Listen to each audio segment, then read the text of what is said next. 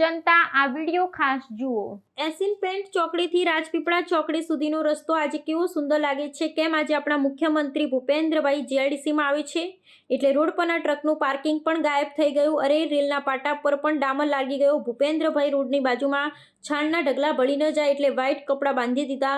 ચાપલુસીની હદ થઈ ગઈ। લોકો અને ઇન્ડસ્ટ્રીઝના માલિક રોદા ખાય અને ટેક્સના રૂપિયા તાઇફામાં વેડફાય। આજ રોજ આપના માધ્યમથી અંકલેશ્વર શહેર તાલુકાની જનતાને વિદિત કરવા માંગુ છું કે આ જ રીતની કાર્યવાહી જો આ શાસકો સતત અને અવિરતપણે કરતા હોય તો એ અભિનંદનને પાત્ર છે। પરંતુ જણાવતા દુઃખ થાય છે કે આખું ગામ અને તાલુકાના આંતરિક તેમજ મુખ્ય માર્ગો ખાડા ટેકરાથી અને વાહન ચાલકો એનાથી અત્યંત ત્રસ્ત થયેલા છે।